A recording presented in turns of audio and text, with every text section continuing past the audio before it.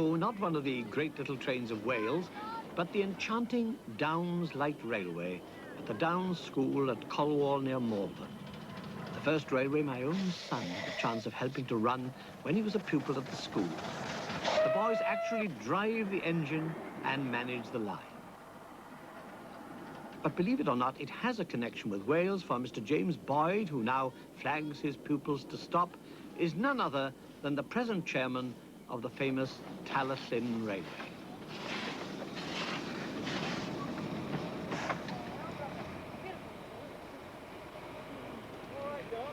Had a nice trip, chaps. Dining car on today? No, getting a bit peckish. John, we're going to do a little shunting movement now. And so are we, from Colwall to Tallylln.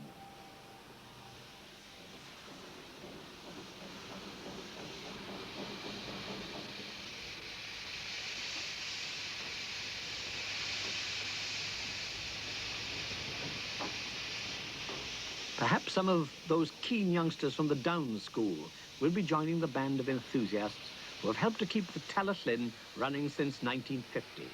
The first railway preservation society to be formed in the world. And here is where it is. It runs inland from the sea coast of the old county of Meirionnydd in North Wales into the heart of the wild mountains south of Cadair Idris. 7 miles of steam-propelled delight. The starting point is Tallylln, with its promenade fronting the sands and behind the solid line of the hotels and boarding houses, all set to make the little resort's fortune on bed and breakfasts in late Victorian days.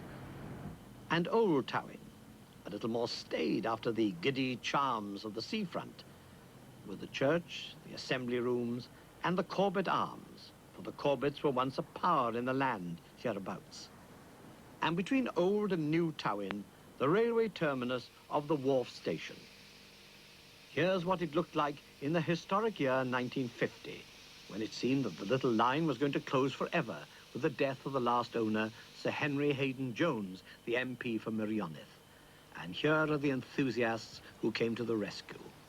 They set to work, unpaid, repairing the track, renovating the engines, and today, Wharf Station is the worthy starting point for your trip up the line, with the added attraction of the Railway Museum, which you can inspect while you wait for your train.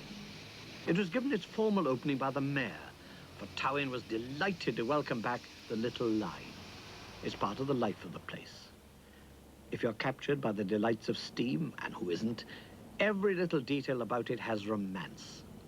And here in the museum are the old engine nameplates, station oil lamps, coats of arms of long-vanished lines, ancient ticket machines, those notice boards in Welsh, rhybydd, that graced the little lines of Wales with sinister warnings against trespassing.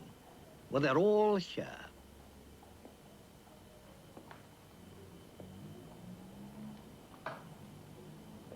And charming old engines like Dot. This delightful brass-polished veteran doesn't actually come from Wales.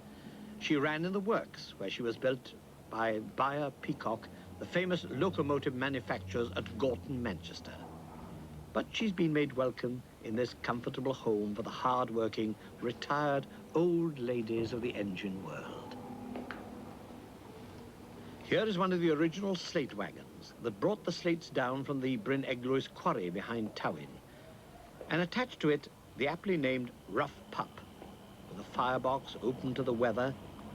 Rough Pup ran on the narrow ledges in the Great Dinorwig quarry at Llanberis, and she was built tough to stand up to rock falls.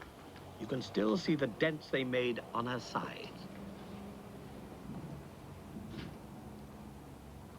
In 1965, 100 years after the original company was formed, that distinguished friend of steam, Sir John Betchman, opened a gloriously renovated wharf station. And now we're off.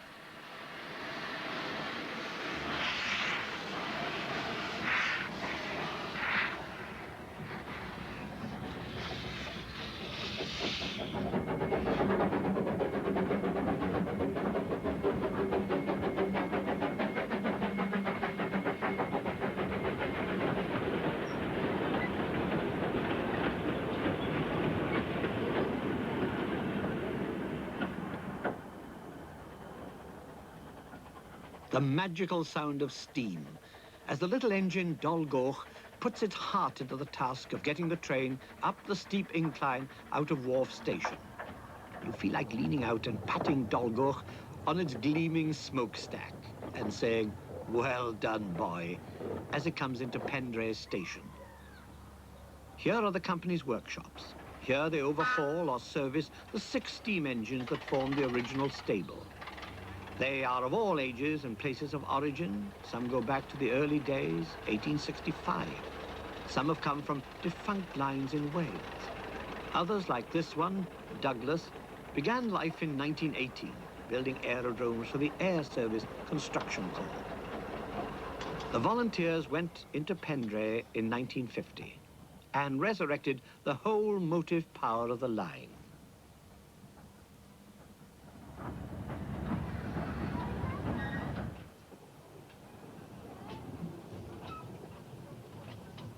The train leaves Pendrae Station and begins to enter the lovely countryside.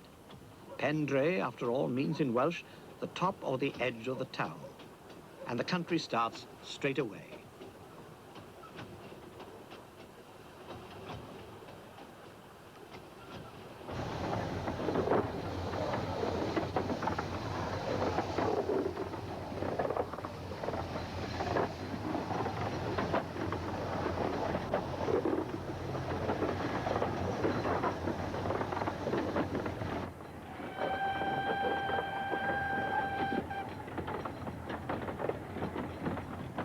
Now the hills start to appear over the low flats of the valley of the Vathew.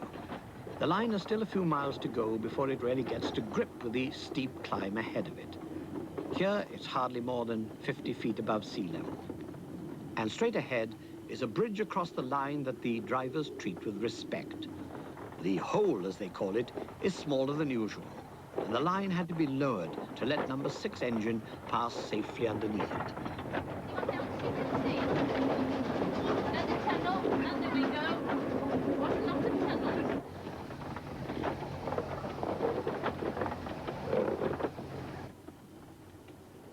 This is one of the few straight bits of the line. The little trains of Wales, like the old Celtic craftsmen of the Bronze Age, seem to thrive on twists and curves. But driver Di Jones and fireman Mike Green see us safely around the bend into the Rhydyr station. Rhyd is a ford in Welsh. Onnen is the ash tree. So we've reached Ashford. This is the place where the serious country walkers get out, the men and women who are not afraid of a 10-mile hike. For a mile to the north, and running parallel with the Vathew Valley used by the train, is one of the most spectacular valleys in the whole of North Wales, the valley of the Dyssynnu River. The first sensation is Crag Bird Rock, a savage crag that leaps suddenly out of the flat lands. And it gets its name for a curious reason. You would expect birds of all sorts to breed on a crag like this, buzzards or hawks or rooks, ravens. But the birds of Bird Rock are a total surprise. They are black cormorants, and it's very rare indeed to find these seabirds breeding so far inland. But here in the season, you'll find them standing around their nests like deacons discussing the sermon after chapel. Crag also has an old Iron Age fort among the summit rocks.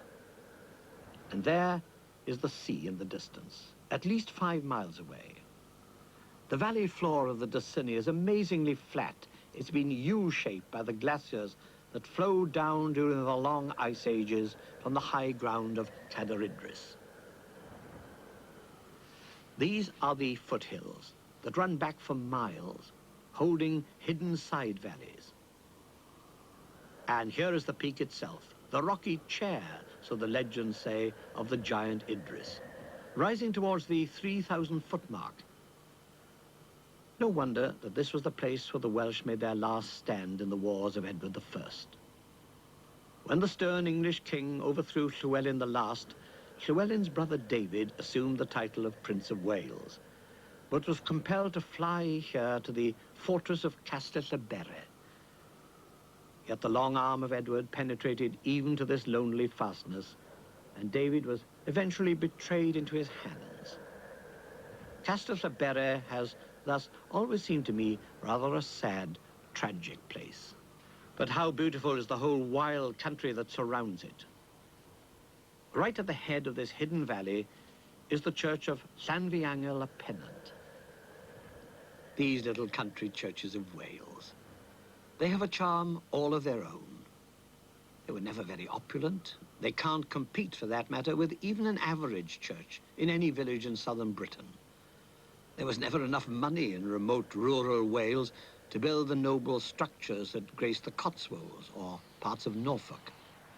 Before the Bryn Eglwys quarry began around 1847, and then, later on, the railway came to take the slates down to the sea, there was no source of outside income beyond the vast herds of black cattle driven to market in distant England.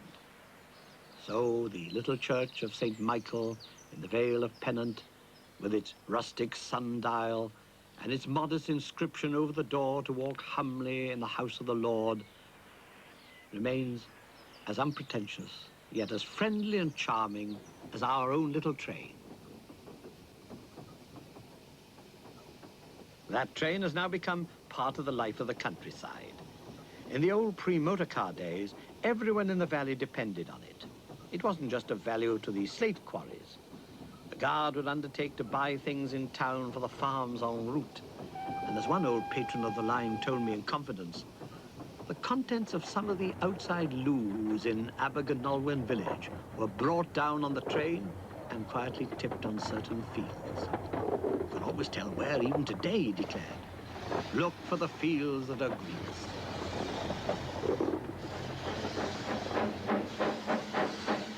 The handover of the staff, it clears the train safely into the next section of the line.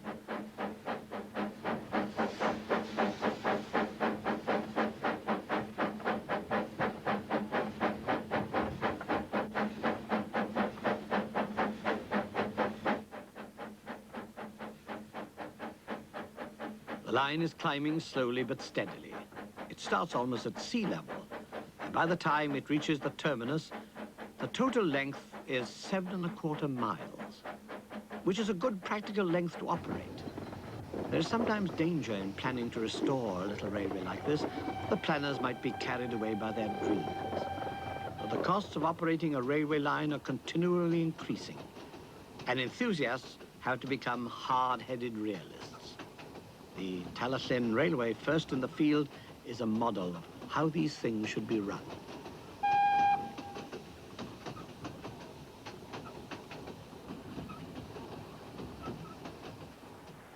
The Dolgoch Gorge, alive with the cool sound of water cascading down from the high hills, through the fresh green woods, down to the Dolgoch, the red meadow far below.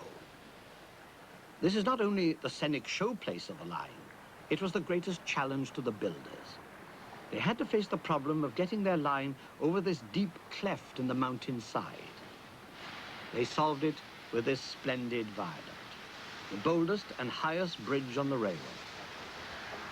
Over the bridge, the train enters Dolgoch station.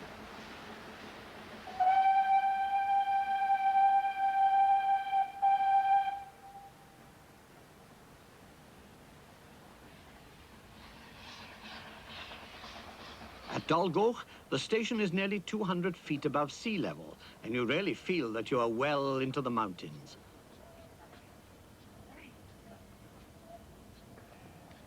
This is sheep country, and the sheep and the Tallylln are old friends. You just can't keep these four-legged mountaineers off the line. They don't worry about fences or high walls. As one farmer said about Welsh sheep, they're not really sheep, boy. They're antelopes in woolly pullovers.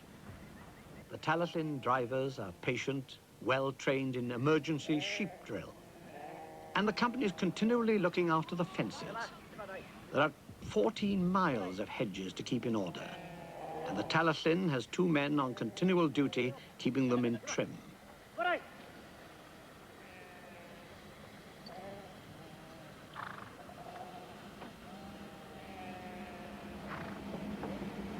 Dalgoch is also the point where the engine takes on water. It needs it, for we have now come 5 miles from Tallylln, up an ever-increasing gradient, and it'll be uphill all the way from here on.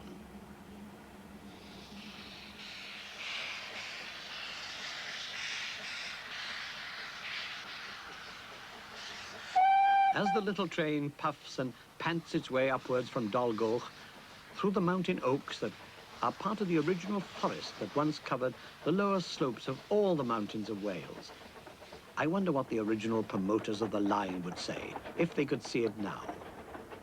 Would they ever have believed that it would still be going strong, in fact be busier than ever before, after well over 100 years of service? And Dalgoch, the engine that pulls our train, was actually built for the opening of the line by Fletcher Jennings of Whitehaven and delivered in 1866. There can't be many such veterans still going strong. It was one of the 2 engines that began business in December of that year. The rolling stock was a handful of passenger coaches, for the Tallylln always catered for the needs of the people of the valley, and 200 slate wagons. These were the real heart of the business, for the line had been built to serve the quarry of Bryn Eglwys high up in the mountains behind Tallylln. Before the line came, the slates were brought down through this countryside on long strings of pack horses to the little port of Aberdyfi. In the mid-1860s, the original owners of the quarry sold it to a group of Manchester businessmen. Slate was booming with the hectic growth of the big industrial towns of the north, and maybe the canny Mancunians were also influenced by the idea that there was also a vein of gold amongst the slates. I wonder what equally canny local sold them that idea. The little line was never exactly a gold mine. For that matter, the quarry it served also just about ticked over. It only made money, apparently, when the bigger quarries in North Wales went on strike. So the line panted along, getting dangerously near the red as the slate industry declined. And it was only kept going in the end by the beginning of the tourist industry. 6,000 passengers were carried in 1949. Then the enthusiasts took over. And by the mid-70s, the train was carrying nearly 200,000 people a year. One of the greatest of the great little trains of Wales was back in high favor. Here you get a good idea of the gauge. It's 2 feet 3 inches, in the same range as its fellow lines at Festiniog and Welshpool. And Tallylln's been lucky in one respect. There was no need to build tunnels, but there were cuttings through the solid rock. The enthusiasts who restored the line first in 1950, of course, remember one of them vividly. It had such a tendency to flood in the winter that they christened it Tadpole Cutting. The doors on the carriages are all on the left, for there are no platforms on the right sides of the stations, a sign that the line, for most of its course, had to be carved out of the mountainside. We're coming close to Abergynolwyn. The speed is limited by the Act of Parliament that authorized the line to a maximum of 15 miles per hour. Needless to say, Dalgoch didn't haul our train on this up journey at that speed. But she's done pretty well as she pulls up at Abergynolwyn station. And all the way up, I couldn't help thinking of the volunteers who restored this fascinating line and who for over a quarter of a century have helped to keep it going. At Abergynolwyn station, I got out and put the question to 3 of them, a quantity surveyor, a telecommunications expert, and a psychiatrist. Why do you do it? Well, I'm a quantity surveyor. I've been coming up here for 10 years now, helping mainly on the traffic side. I like the country around here. I like the railway. I wouldn't like to see this railway die after all the time that it's been running. And I want as many other people to enjoy the railway as much as I do. I think it's a very good excuse for most of us to in fact, operate trains. It's a necessary evil that we have to carry people. I have a feeling there's, you could liken perhaps some steam engines to people, really. I think this has been said before, and this is nothing original from me by any means, but I have a feeling that, well, you know, steam engines breathe, they eat, and they excrete as well. So perhaps that's the fascination. Certainly they're all very individual, And that's certainly the fascination for me of the steam engine itself. Happy men, doing something that gives them deep satisfaction. Men enchanted by steam. The station at Abergynolwyn isn't in the village. It's up on the hillside above, 380 feet above sea level. And a great wheel is still there, just off the station platform. In the old days, this was used to work an incline, down which they dropped the little trucks carrying goods for the village. Abergynolwyn is far below in a deep valley, and the cottages were built for the men who worked in the Brynegluis quarry. They maintained that the casks of beer being lowered down the incline had a totally unaccountable habit of slipping and cracking as they came down on their way to the pub at the bottom. The inn could only have one name, the railway. It's still there, proud of its connection with Tallylln Bach, as they call the railway affectionately in Welsh, the little line. This was also the quarryman's inn, as well as the railwayman's in the old days. Old retired quarrymen like Lewis Roberts and David Owen Jones still sit on the bench outside it, remembering the days when everyone in Abergynolwyn worked or depended on the quarry. It was 600 feet above the village, and they had to walk up and down every day to the job. They all went to work at an incredibly early age. There was nothing else to do. And in the mass photographs that were traditional in all the Welsh quarries at the turn of the century, it's always rather touching to see the rows of youngsters set out in front. There was an even bigger incline at the quarry itself, and the huge drums of the winding gear sent the slates down to the line 100 feet below, where the slate wagons were hitched onto the trains to start their journey down to Tallylln. Until recently, no passengers came to the actual end of the railway. The section was simply of use to the quarry, but the Tallylln always had ambitions to open up the whole line to their paying passengers. After a long spell of hard work, restoring the line, enlarging the cuttings, making new embankments, the volunteers have created a new terminus. And today, the Tallylln ends in triumph at the Nant Gwernol terminus, 7¼ miles from Tallylln, and opened in May 1976.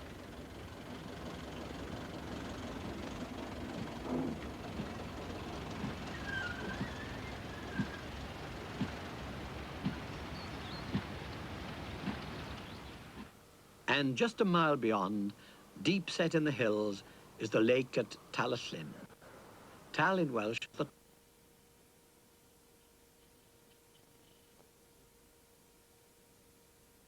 tourists, and the very place from which the little railway takes its name. But the intriguing part about it is that the railway does not reach and was never planned to reach it. It's a mystery how the little line ever got called the Tallylln, and not, after all, by the correct, if rather prosaic, title of the Tallylln Abergynolwyn Railway. Well, the fishermen could tell you, and the mountain walkers, and everybody who has come up the little railway and then set off from the terminus to enjoy some of the most romantic scenery in Wales.